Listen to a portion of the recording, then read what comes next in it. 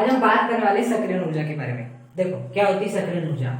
सक्रियण ऊर्जा एक प्रकार से ऊर्जा है जो कि जब भी कोई रासायनिक अभिक्रिया होती है तो उस रासायनिक अभिक्रिया में अभिकारक से उत्पाद का जब भी निर्माण होता है ना। तो देखो जैसे कि मैं आपका एग्जांपल ले लेता हूँ, ये वाली अभिक्रिया H2 प्लस I2 हमें क्या दे रही है, 2HI दे रही है, जो कि वास्तव में देती भी है।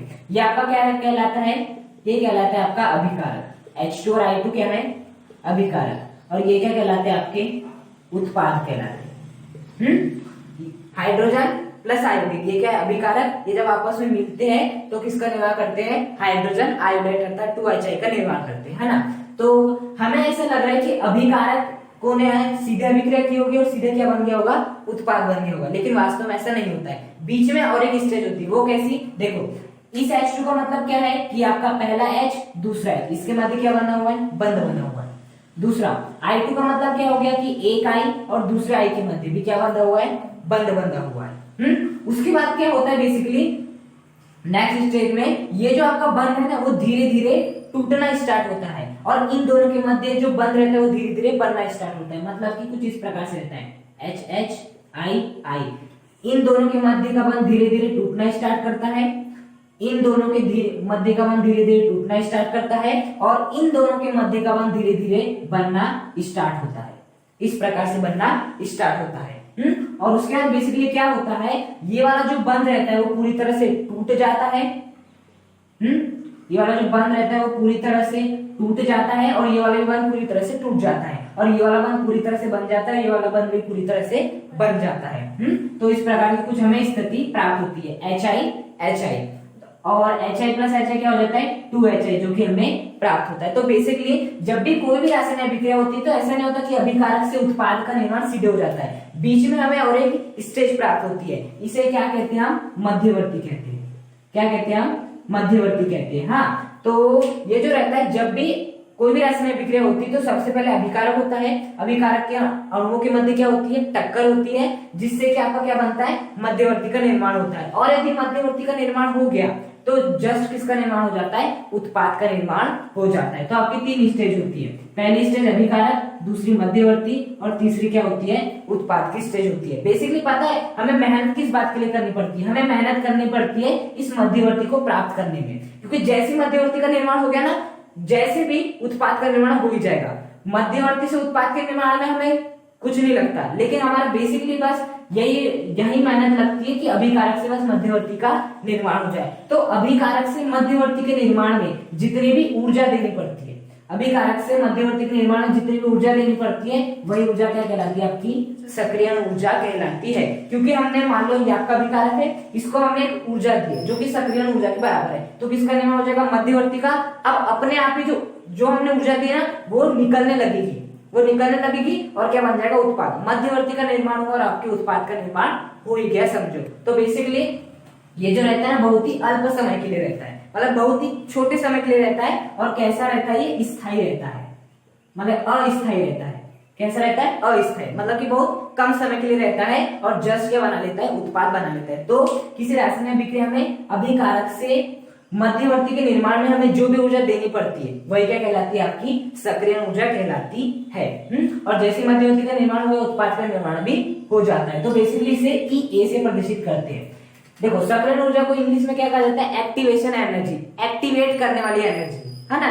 इसलिए इससे हम किससे प्रदर्शित करते हैं, एक्टिवेशन एनर्जी EA से प्रदर्शित करते हैं। अब हम क्या देखते हैं, इसका एक ग्राफ देखते हैं जिससे क्या बेहतर तरीके से समझ पाओगे क्या होती है आपकी सक्रियण ऊर्जा।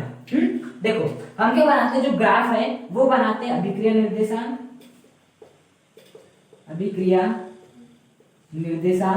और साथ ही साथ ऊर्जा के बीच में। एक्स अक्ष में ले लिया अभिक्रिया निर्देशांक और वाई अक्ष में ले लिया आपकी ऊर्जा। अब मैं मान लेता हूं कि आपकी जो अभिकारक, ये जो आपके अभिकारक है इसकी जो ऊर्जा है वो कितनी है, ये है, ये आपके अभिकारक की ऊर्जा है। यदि यहां से मान स्टार्ट करें तो 0 1 2 3 4 5 6 ऐसा ग्राफ रहता है। तो माने तो अभिकारक की ऊर्जा ये है, मतलब कि आप 3 समझ सकते हो। अब देखो एक्स अक्ष में आगे बढ़ने का मतलब होगा कि हम क्या कर रहे हैं, अभिक्रिया को बढ़ा रहे हैं।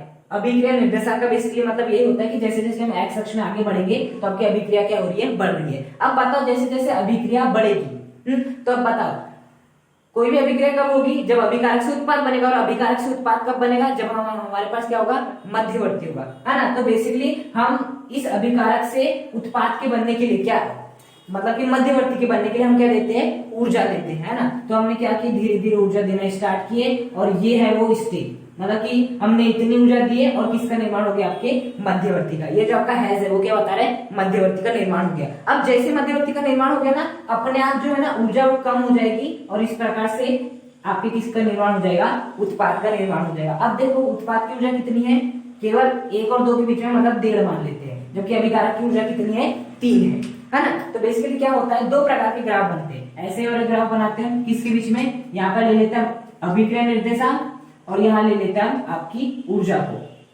ले लिए।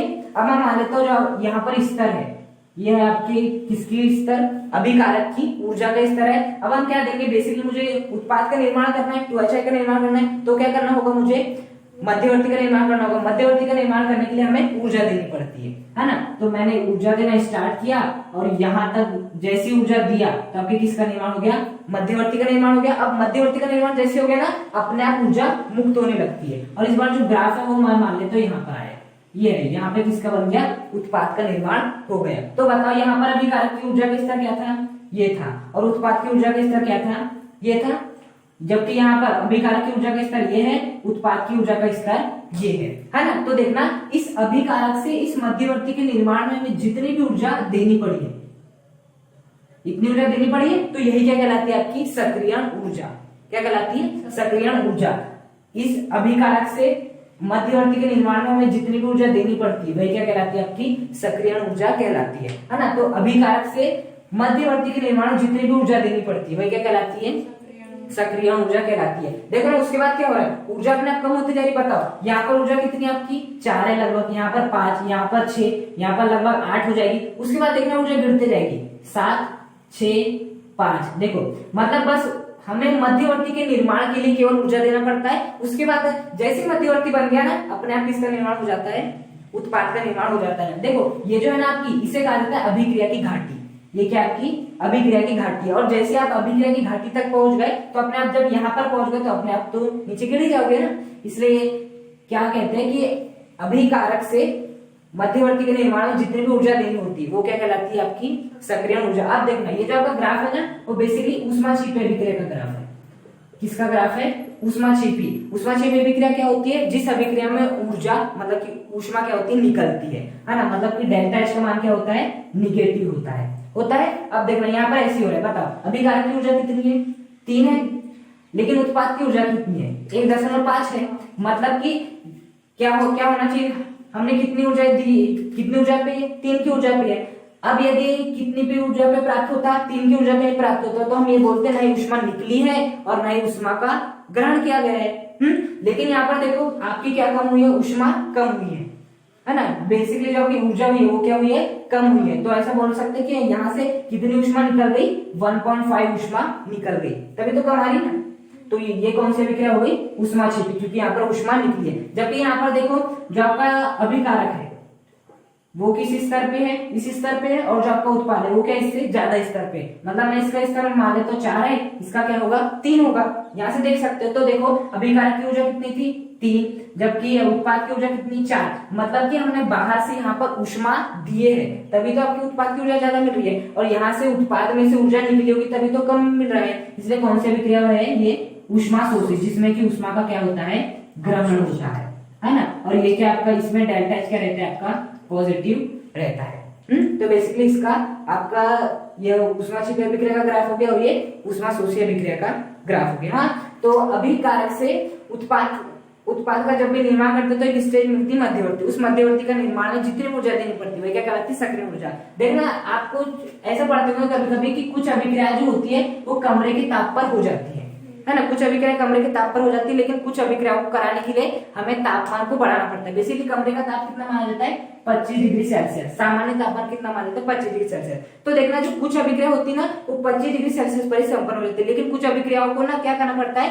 पहले टेस्ट ट्यूब में लो अभिकारक को, उसके बाद गर्म करना पड़ता है टेस्ट ट्यूब को, उसके बाद ही वो क्या होती है, अभिक्रिया होती है। तो इसका कारण क्या है, उसका कारण भी आपकी सक्रियण ऊर्जा है। देखो बेसिकली मान लेते ये वाली जो अभिक्रिया है, इस अभिक्रिया को होने के लिए जो आपकी ऊर्जा चाहिए, मतलब इस अभिक्रिया में अभिकारक से मध्यवर्ती के निर्माण में जो ऊर्जा चाहिए वो कितनी चाहिए, लगभग 22 डिग्री सेल्सियस चाहिए। तो बताओ कमरे का तापमान कितना होता है, 25 डिग्री सेल्सियस, मतलब यह अभिक्रिया आसानी से हो जाएगी कमरे के ताप पर। लेकिन मान लो यही अभिक्रिया मान लेते 50 डिग्री सेल्सियस पे होगी, 50 डिग्री सेल्सियस पे होती है, तो इसमें हमें यदि अभिकारक से किसका निर्माण करना है, मध्यवर्ती का निर्माण करना है ना, तो हमें बेसिक हमारा टेम्परेचर कितना है 25 डिग्री सेल्सियस।